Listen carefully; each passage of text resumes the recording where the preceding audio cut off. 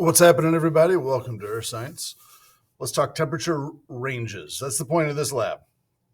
And really, it's just kind of like another version of this lab you did, where you did sand versus water, right? You had, we don't. If you didn't do this one, we got to do that first, right? But if you remember this one, you put sand in front of the lamp, you put water in front of the lamp. We turned it on. We saw how quickly each one heated up. Then we turned it off. And we saw how quickly each one cooled down or radiated its heat back out, right? All this one is like, let's take that and make it real life. What if we had a city there and a city there? Now, not a floating city, but one that's like right next to an ocean. What would those same differences still work? Hint, hint, they do.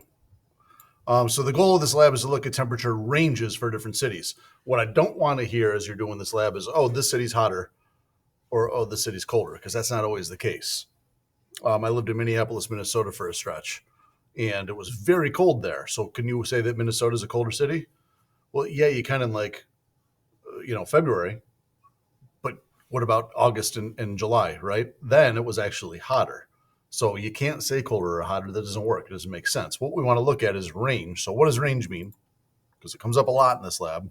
It's the difference from high to low.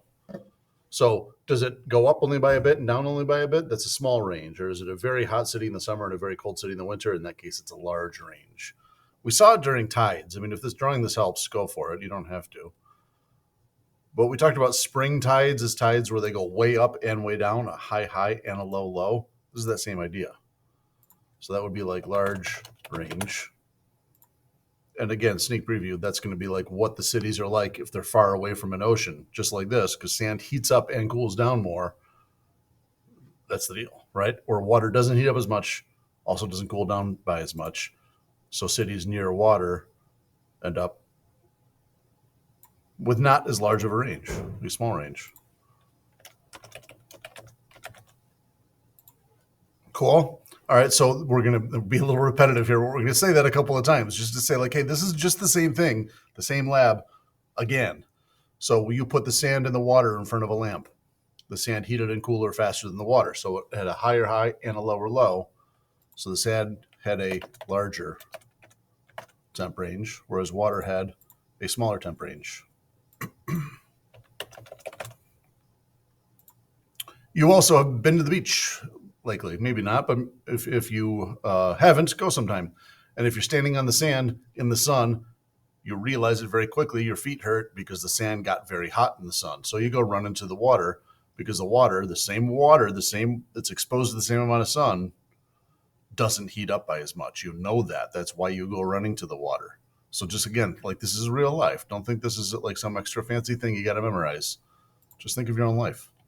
Sand is a larger temp range at the beach. It goes way up in the sun and then down at night. Water has a smaller temperature range. It goes up a bit during the day and only down by a little bit during the night. What this really boils down to is specific heat. Now, this is going to pop up in the lab a couple times, so put a little star here. When you're confused on a question later, come back to this. That's a nice star right there. Liquid water has the highest specific heat on this chart, and this chart is out of the ESRT, should you ever need it. It's on the front page. And what that means is this is the amount of energy it takes to get a gram of that substance to go up by a degree. Water takes the most. So you put energy into water, and the water reacts very slowly because it really requires a lot of energy to get it to change. So water has very high value for that, so it takes a lot of energy to get it to change temp. So today's lab is really no different than the sand-water one, only you don't have the two beakers in front of you. What you're going to have are two cities that we're going to grab data for. One city that's near an ocean or a coastal city, right? Think of that like the beaker of water in the experiment. One city that's far from the ocean or continental. Think of that like the beaker of sand. Importantly, as like a control on our little quote-unquote experiment here, these two cities that I've chosen, I've already picked all the cities for you, have to be on the same latitude. If you remember setting up the sand and water beakers, I said make sure your controls are all set. We want the only difference to be sand and water. In other words, they should be the same size beaker. They should be the same distance from the lamp. They should have the same thermometers, same, so that the only difference is sand, water, right? Well, if I compare two cities, I want to make sure they're on the same latitude because I want their experience with the sun to be the same. If you took one city in the north and one city in the south, then you're testing two things. You're making it very confusing. The south is going to be hotter in general. They're going to get the sun at a higher angle in general.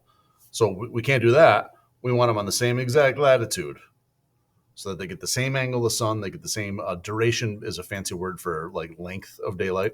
They get the same amount of daylight.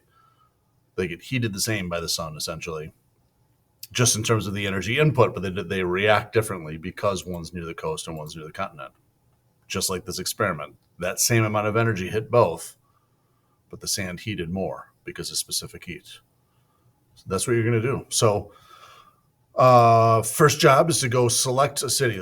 Nobody should have written on this one yet. This is going to be like a group spreadsheet where everybody's going to come in here and put in their initials. So by the time you get to this, because you're absent today, maybe this is already partially filled out, but you'll have space to pick one of these pairs of cities. So let's say you pick, I'll erase this, but let's say you pick that one. I don't know, KF, right? I would choose Portland and Sioux Falls. You're picking both of those cities. Let me do it just to avoid confusion. Well, it says KF. So those are my two cities. Coastal is Portland, continental is Sioux Falls, right? Come on back to the lab, and you're going to write those in those two spots. Tell me what they are.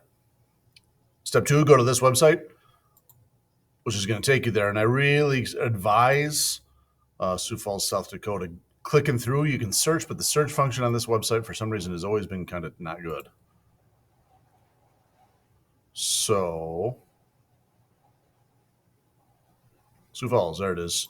You click that. If that's your city, of course, pick your own. And you're going to give me just these numbers, January to December. Don't do the annual. We don't need that, but just each month, what is the average temperature in degrees F? You're going to write those in there. You're going to plot them out, and then we're going to just compare the ranges.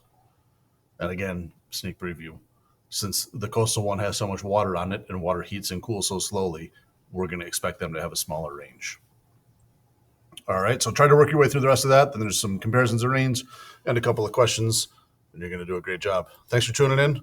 Good luck. This is probably about a double period, so depending on what you missed, whether you missed a single or a double, there may still be some class time between Monday the 27th and Tuesday the 28th.